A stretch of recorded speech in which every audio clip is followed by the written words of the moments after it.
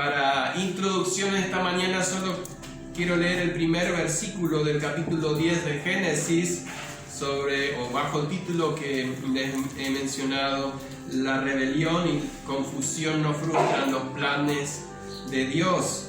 Y dice así la palabra de Dios, Génesis 10:1: estas son las generaciones de los hijos de Noé, Sem, Cam y Jafet, a quienes nacieron hijos después del diluvio. Sean gratos los dichos de mi boca y la meditación de mi corazón, Señor mío y Dios mío. Amén. El relato del capítulo 10 y 11, que parte del cual vamos a leer hoy, es el de los nombres de jefes o tribus que se establecieron alrededor de el mundo conocido en la época de Moisés. O sea, los nombres que se mencionan ahí son las tribus que se conocían en el tiempo de Moisés. No se asusten, no pasó tanto tiempo después del diluvio, y Moisés, por inspiración de Dios, escribe el Génesis. Solo se menciona en estos textos los principales, y ustedes pueden, así a vuelo de pájaro, fíjense en los versículos que siguen y van a empezar, fíjense si traten de encontrar algún nombre que puedan reconocer, que más adelante en la Biblia lo menciona. Gomer, por ejemplo, Magog, Tubal. Sí, acá no aparecen, pero está Tubal, está Tarsis. Fíjense en el versículo 4, está Tarsis, donde quiso ir Jonás. Kitim también aparece en la Biblia, y así para abajo, Cus, Canaán, Mizraim es, después lo vamos a volver a mencionar, quién fue esa tribu de Mizraim. En el versículo 8 quiero ahora detenerme, ya que fuimos para adelante. Cus engendró a Nimrod. Cus fue el hijo de Cam, ¿sí? Cus fue el nieto de Noé. Y dice que él engendró a Nimrod.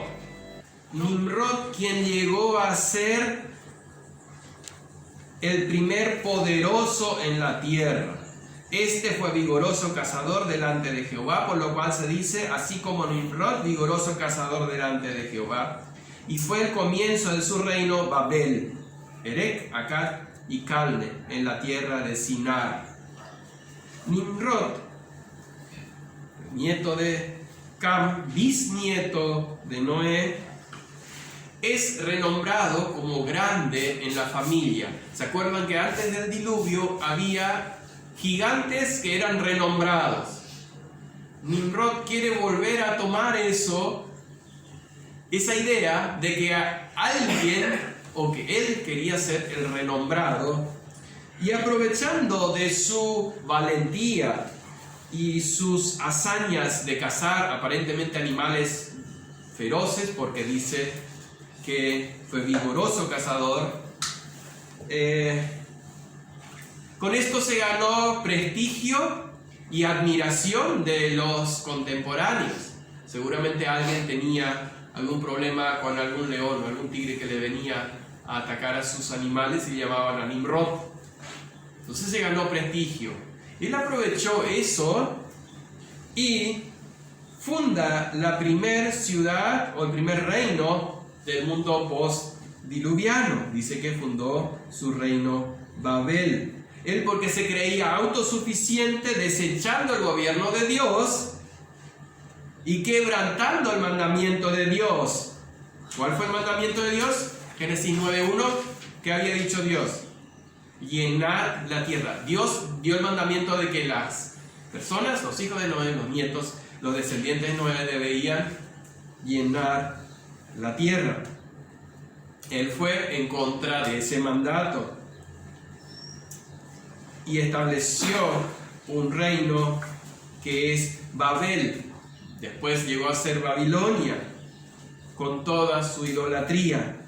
Y como pasa con esa gente que no tiene paz, y lo vemos también, podemos ver hoy, y que no se queda conforme con lo que tiene y con el reino que tiene, que hizo, fue, dice, a Asur o Asiria.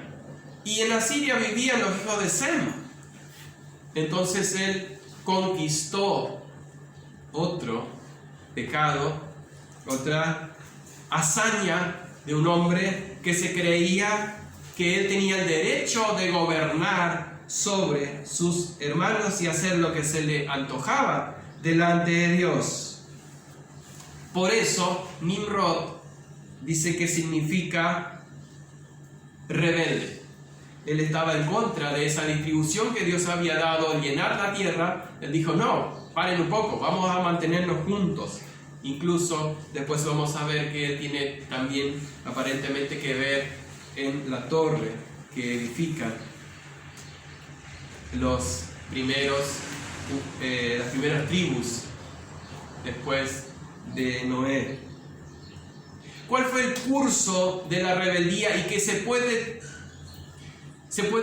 calcar en cualquier persona? ¿Cómo actúa y hacia dónde va la rebeldía? Primero, la destreza natural de esa persona, a esas personas que son elocuentes o tienen algún don natural, a sentirse superior a otros y a sentirse autosuficiente. No necesito de Dios, yo me las arreglo solo.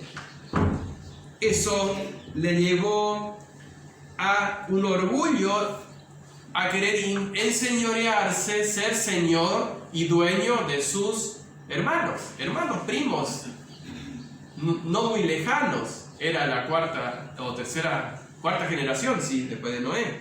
Ese orgullo le lleva a una abierta desobediencia hacia Dios. Eso se repite siempre. La autosuficiencia lleva al orgullo y el orgullo desobedecer los mandamientos de Dios. Y esto ya es el último paso antes de pasar a la idolatría. Ahí ya funda su reino de idolatría. Eso se repite en todos los tiempos. La rebelión de Nimrod quedó grabada dentro de las mentes y los corazones pecadores. Incluso fíjense que Babel o Babilonia se vuelve a mencionar como símbolo de idolatría en el Apocalipsis.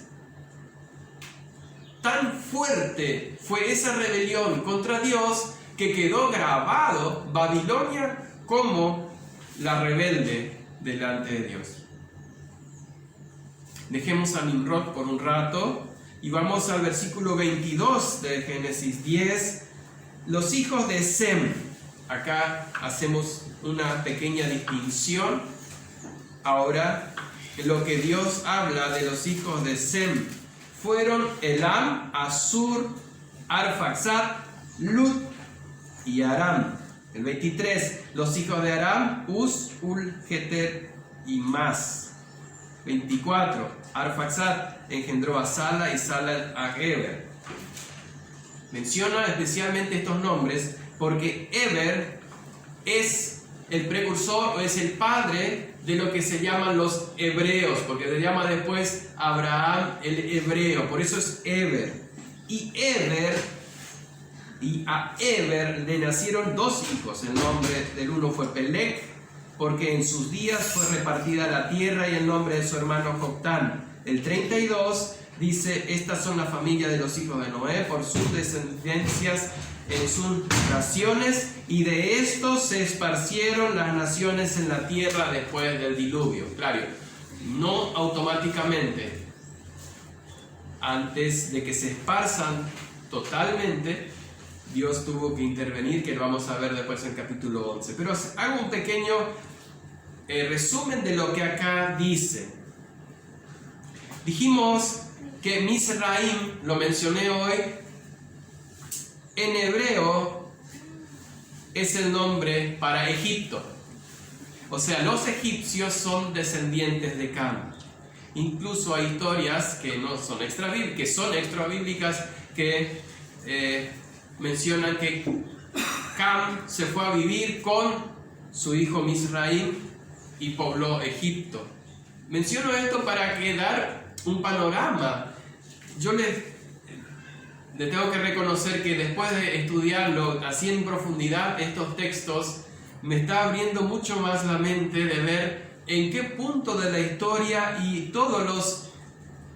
en tratar de entender a veces todos los motivos y las circunstancias que se suceden. A veces no entendemos, como anoche hablamos y también los jóvenes habían hablado de cómo Dios va a mandar a Saúl a matar a un pueblo con sus hijos y con todo lo que tenía, a destruirlo todo.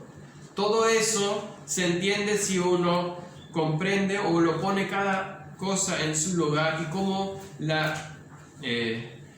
encaja en el momento de la historia.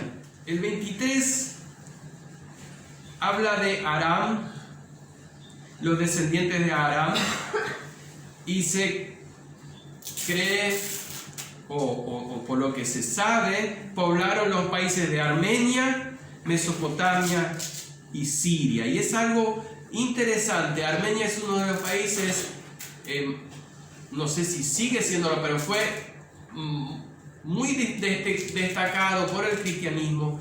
Incluso antes siempre hubo en ese lugar personas que buscaban a Dios, fuera de lo que es del pueblo de Israel, ¿no?, que fue el pueblo elegido.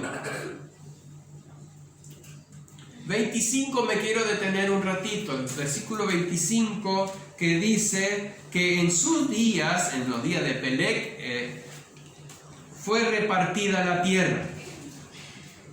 Hay dos posibles interpretaciones para esta palabra. ¿Qué querrá decir repartida la tierra? Por un lado, puede ser que se refiera que Eber era un profeta de Dios, no lo dice, se puede inferir en el texto, pero no lo dice, y que Dios le habló para que él establezca, bueno, ¿por qué ustedes no se van a vivir a aquel lugar? Como que dio a cada tribu donde tenían que vivir. Eso sería una interpretación.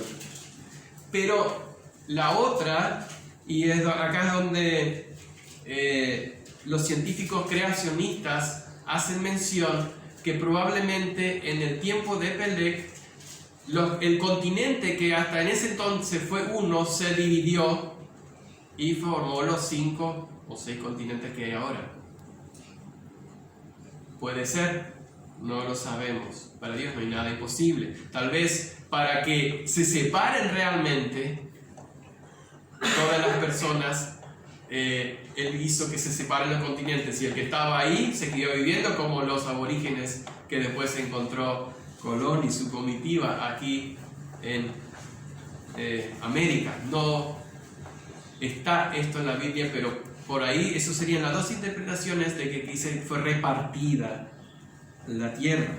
Nuestro segundo punto, primero fue Nimrod el rebelde, y el segundo, la confusión de lenguas. Vamos al capítulo 11 ahora, en el cual nos vamos a detener un rato, y quiero leer algunos versículos 9, por lo menos, o 10, del capítulo 11 de Génesis. Mi Biblia lleva el título La Torre de Babel. Tenía entonces toda la tierra una sola lengua y unas mismas palabras. Y aconteció que cuando salieron del oriente, o de oriente, hallaron una llanura en la tierra de Sinar y se establecieron allí. Y se dijeron unos a otros: vamos, hagamos ladrillo, cosámoslo con fuego. Y les sirvió el ladrillo en lugar de piedra y el asfalto en lugar de mezcla.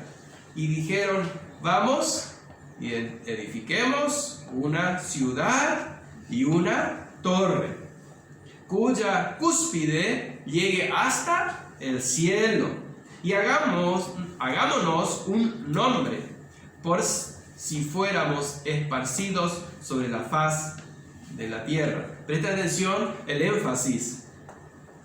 Y descendió Jehová para ver la ciudad y la torre que edificaban los hijos de los hombres. Y dijo Jehová, he aquí el pueblo es uno, y todos estos tienen un solo lenguaje. Y han comenzado la obra, y nada les hará desistir ahora de lo que han pensado hacer. Y ahora pues descendamos, confundamos allí su lengua, para que ninguno entienda el habla de su compañero. Así los esparció Jehová desde allí sobre la faz de toda la tierra, y dejaron de edificar la ciudad. Por esto fue llamado el nombre de ella Babel, porque allí confundió Jehová el lenguaje de toda la tierra, y desde allí los esparció sobre la faz de toda la tierra. Dice que tenía toda la tierra una sola lengua. Es lógico que el idioma se mantiene dentro de la familia. Así también algunos de nosotros nacimos con una lengua, incluso porque nuestros padres seguían hablando ese idioma, y aunque en nuestro país se habla castellano, seguíamos o alemán u otros idiomas que los inmigrantes trajeron. La lengua se mantiene dentro de la familia. El mandato de Dios era llenar la tierra, y podrían mantener su lenguaje para poder comunicarse entre todos ellos. Y ellos, ese idioma los mantenía unidos. Y no cumplieron el mandato de Dios, como lo dije hoy, de llenar la tierra. Se quedaron en un montón. Aunque aparentemente, y por lo que se puede leer, alguna minoría, como suele ocurrir, ¿no? Una minoría sí obedeció, y los que fueron a Mesopotamia, por ejemplo, a poblar la tierra. Pero la gran mayoría, aparentemente lo que está mencionado en el capítulo 10, del 4 al 6, esa gente quedó junto con 4 al 8, junto con Nimrod, a hacer su nación y quedarse juntos. Resolvieron agradarse a sí mismos. Como la tierra era linda, dice que fue en la región regada por los ríos Tigres y Éufrates, una tierra muy linda para cultivar, pero también había arcilla, y por lo tanto, como el corazón del hombre inquieto, dijeron que, mirá si alguna vez viene otro diluvio. Seguramente esa era la conversación de todo. Pasar esa historia del diluvio, y si viene otro diluvio, ¿qué podríamos hacer para escapar? Y si hacemos una torre tan alta que llega hasta el cielo, entonces si llega un diluvio nos subimos todos y nos quedamos quietitos ahí, no necesitamos hacer un arca. No son cosas que yo estoy sacando conclusiones, pero probablemente eran los pensamientos de ellos. Por eso ellos dicen, por si fuéramos esparcidos. Otro detalle: si tenemos el mandamiento de separarnos, pero no queremos quedarnos juntos. Esa es la idea. El hombre Dios dice, vayan a esta dirección, y él dice, no, estás equivocado, yo voy allá. Es mejor, yo veo que allá está mejor. Eso es mejor. Para mí está mejor esa llanura, y nos quedamos todos juntos, nos ayudamos todos. Y eso no era lo que Dios había mandado. Esa región no hay piedras, por eso dice que usaron ladrillo, cosieron ladrillo, y usaron asfalto, que también es natural en esa zona. Usaron el asfalto como mezcla para unir los ladrillos, y así armaron.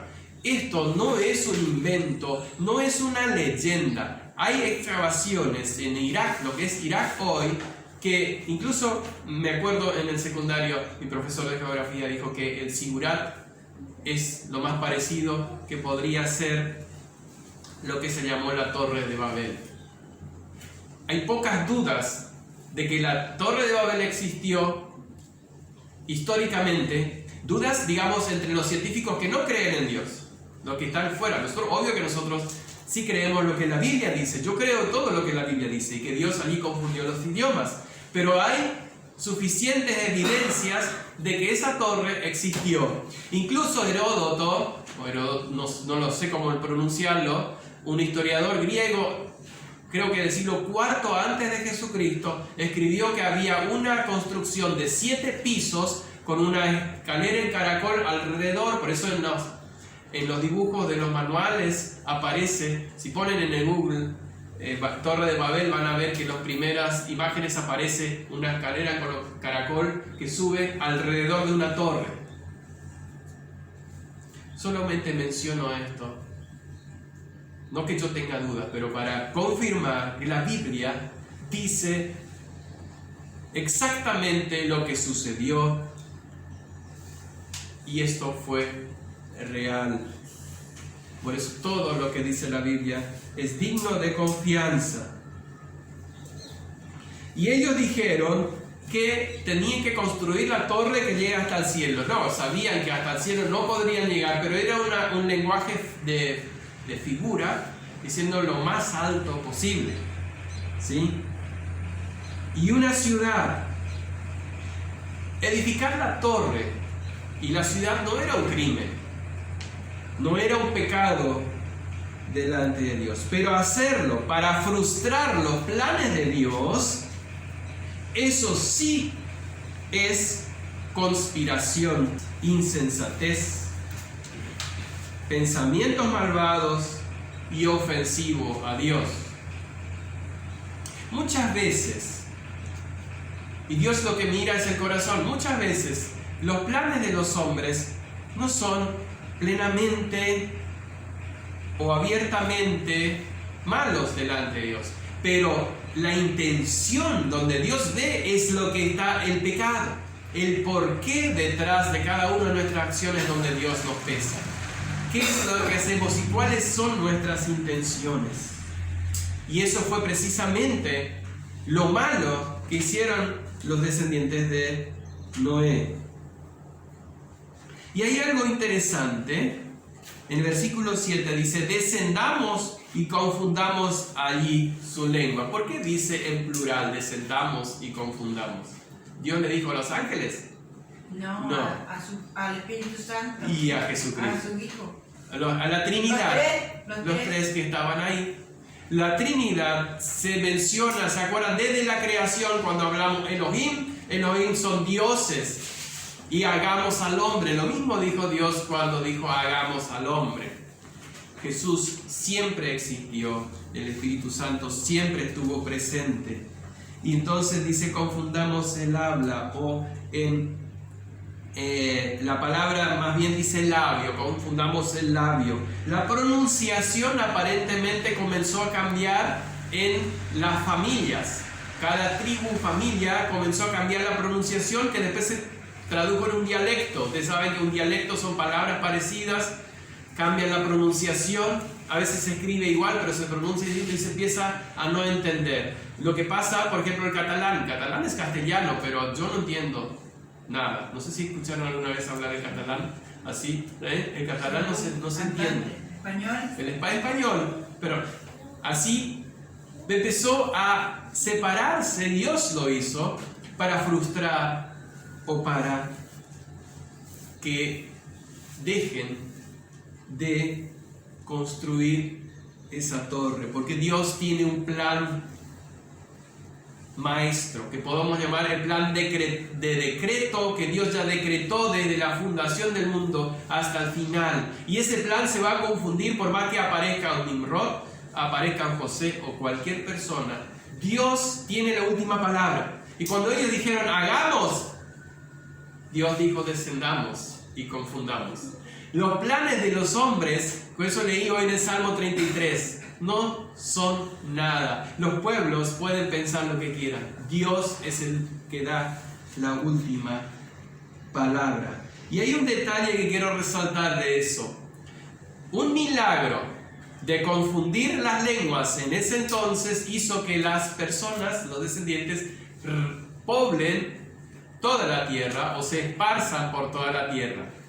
Y otro milagro en Pentecostés, que fueron las lenguas que se tradujeron a todos los que estaban en Jerusalén, hizo que el mensaje de Dios, de la salvación de Dios, de Jesucristo, pase a toda la humanidad. Quiero hacer un pequeño paréntesis y darle algunas fechas, ya que estamos analizando, estamos en este punto de la Biblia. Les digo así, nombrando las fechas. Yo les había dicho que el diluvio fue aproximadamente el año 1656 después de la creación. 1656 años habían pasado. Hubo un año de diluvio, un año y 10 días. Y después, desde el diluvio, pasaron 292 años hasta que nació Abraham. No fue mucho tiempo. La verdad que yo nunca tuve en cuenta esto. Solo 292 años, bueno, si lo ponemos a nuestra vida, es muchos años, pero digamos, no fue tanto tiempo para atrás. Nació Abraham. Sem tenía 392 años. Y Abraham tuvo 8 años cuando murió Noé. ¿Saben por qué les menciono todo esto? Para entender que Abraham, no sé si lo vio a Noé, el que estuvo en el arca, pero lo importante, no sé si a ustedes les pasó, pero con los abuelos hablar y escuchar sus historias. Yo varias veces ya mencioné esto. Los nietos les gusta escuchar la historia de los abuelos. Bueno, seguramente habrá escuchado la historia del diluvio y todo lo que pasó después y todo lo que tenemos registro, lo escuchó de bocas de Noé o de Sem. Hay otro dato más, tuve que anotar por acá. Cuando Abraham sale de Harán, que eso es lo que vamos a ver la próxima, habían pasado 367 años y Sem tenía 467. Acuérdense que a los 100 años de Abraham nació Isaac. Cuando él tenía 100 años nació Isaac. Es decir, 392 años después del diluvio. Y Sem todavía vivía, tenía 492 años. Abraham murió con 175 años, 367 después del diluvio. Sem todavía vivía y tenía 467 años. Cuando murió Sem, el hijo de Noé, Isaac tenía 110 años y Jacob, que se llama Israel, tenía 40 años. ¿Por qué les menciono todo esto? Esto es que Israel, el padre de la nación Israel, padre de los 12 tribus de Israel, tenía 40 años cuando murió Sem. Tal es así, decimos, ¿será que cómo le llegó la inspiración? Obvio que Dios le guió a Moisés a escribir todo eso, pero no fue tan lejos en el tiempo. Jacob conoció la historia de bocas de Sem, de lo que sucedió en el diluvio. No había nada escrito, por eso todo lo que se contaba, toda la historia iba contándose de boca en boca. Bueno, este es un poquito para ponernos en el tiempo y por qué ni la rebelión ni la confusión arruinan los planes de Dios, que es nuestro último punto para cerrar nuestro tema de hoy, que fue un poco más histórico en el tiempo, pero que al final quiero terminar con este pensamiento. Vamos ahora al 11:27, Génesis 11:27. Algunos versículos quiero leer ahí. Estas son las generaciones de Taré. Taré engendró a Abram, a Nacor y a Harán. Y Harán engendró a Lot. Y murió Harán antes que su padre Taré en la tierra de su nacimiento en Ur de los Caldeos. Y tomaron, bueno, 29 no, vamos al 31. Y tomó Taré a Abram su hijo, y a Lot, hijo de Harán, hijo de su hijo, sería su nieto, y a Sarai su nuera y mujer de Abraham su hijo. Y salió de Ur de los Caldeos para ir a tierra de Canaán, y vinieron hasta Harán y se quedaron allí. Y fueron todos los días de Taré 205 años, y murió Taré en Harán. Ahí ya los hombres no vivieron más de 200 años. Hasta ahí, fíjense que Abraham solo 175 y así fue bajando. Sem murió con 600 años, así que la edad de los hombres fue descendiendo. Bueno, eso también es una aclaración. Pero lo que me llama la atención de este texto que ¿por qué Taré toma a su hijo y sale de Ur de los Caldeos? Bueno, sabemos que esa zona ya había sido invadida por Nimrod y ahora tal vez se alejan de la idolatría y la abierta oposición que toda la gente alrededor tenía.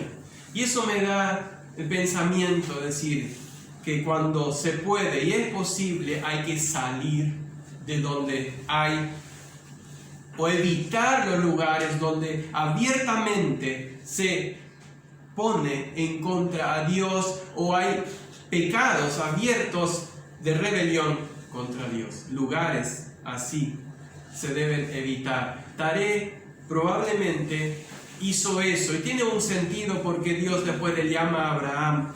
Aunque Taré también era idólatra, nosotros podemos ver que ¿quién lo dice? Josué. Vamos a Josué 24:2 dice: y dijo Josué a todo el pueblo. Josué 24:2 dijo Josué a todo el pueblo: así dice Jehová Dios de Israel, vuestros padres habitaron antiguamente al otro lado del río, esto es Taré, ¿sí? Padre de Abraham y de Nacor, y servían a dioses extraños. Taré no era un santo, un perfecto, también servía a dioses extraños, pero él evidentemente algo le hizo alejarse de ese lugar donde había una abierta rebelión. Y antes de ir a la conclusión, el cierre de este capítulo es el cimiento u origen que después sería una gran nación y el linaje del Mesías. El cierre del capítulo 11 es el cimiento, la base, porque de Taré nace Abraham.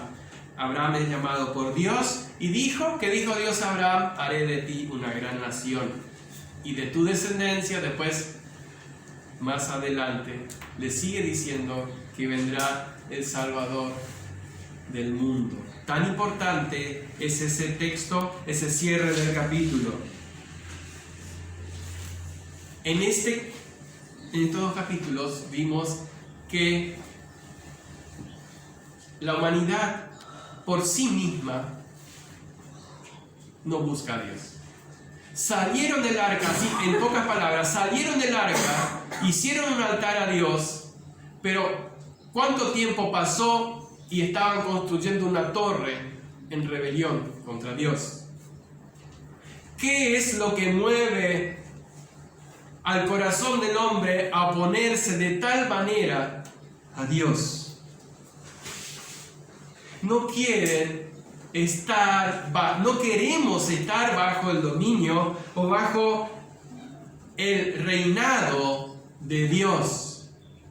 No queremos, como dice el Salmo 2, creo que dice, rompamos sus ligaduras. No queremos que Dios gobierne nuestras vidas. Queremos hacer la nuestra, lo que hizo Nimrod. Yo quiero hacer la ciudad. Dios dijo en Par Sancet: yo quiero hacer una ciudad. Yo quiero mantenernos juntos. Y Dios tiene sus tiempos. Dios no lo mató a Nimrod cuando empezó a rebelarse. Permitió, porque tiene paciencia. Dios es un Dios de paciencia. Y Él actúa en su tiempo y en el momento justo. Cuando ya estaban construyendo la torre, Él dice: bueno, ahora vamos a pararnos. Les di suficiente tiempo para que piensen, mediten, miren y cambien sus planes. No lo hicieron, confundió sus lenguas. El plan original de Dios, que el hombre pueble la tierra, se tuvo que cumplir, aunque contra de la voluntad de ellos. Así también la promesa hecha a Adán y Eva de que de su simiente pisaría la serpiente de la mujer, también se comienza a cumplir. Dios tiene un plan y se va cumpliendo la historia. Podemos querer frustrarlo. ¿Han intentado frustrarlo los hombres? Sí, y tantas veces. Pero Dios va a continuar y Él también prometió que un día va a cerrar la historia. Va a hacer juicio sobre toda la tierra. Tan seguro como que una vez hubo un diluvio, hubo una torre, confusión de lenguas, rebelión de las gentes.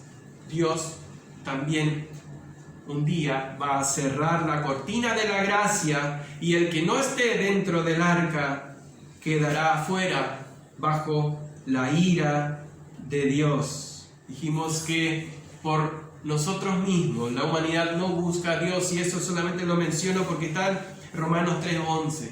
La gente no busca a Dios. Al contrario, nos alejamos de Él. Buscamos nuestros propios propósitos, y eso lo vimos en Nimrod. Y fíjense cómo a Dios nadie le frustra sus planes. 1 Pedro 1, 19 y 20 para cerrar esta mañana. Vamos, sabiendo que fuisteis rescatados de vuestra vana manera de vivir, la cual recibisteis de vuestros padres. Seguimos en la misma. ¿Cambió algo de Nimrod? No con cosas corruptibles como oro y plata, sino con la sangre preciosa de Cristo, como de un cordero sin mancha y sin contaminación. Y acá viene el punto principal: ya destinado desde antes de la fundación del mundo, pero manifestado en los postreros tiempos por amor a vosotros. Un solo versículo que nos da el lineamiento y los planes de Dios.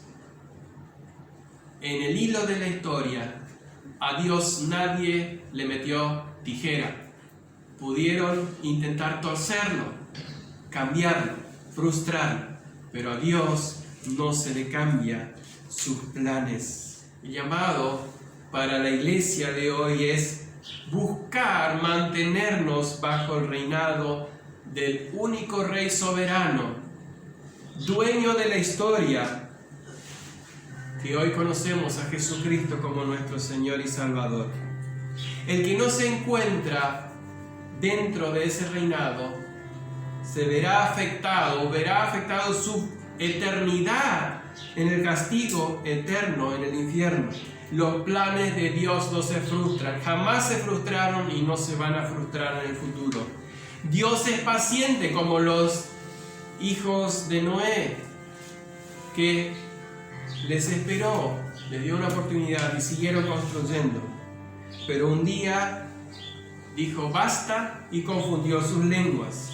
Dios es paciente hoy todavía con toda la humanidad. Tengamos esa decisión y propuesta en nuestro corazón de seguir orando y transmitiendo de ese amor, de esa misericordia que Dios hoy todavía ofrece, aunque haya tantos que abiertamente quieren frustrar todavía y alejar a Dios de sus vidas. Dios igual va a cumplir su propósito y un día va a juzgar a los vivos y a los muertos. Amén.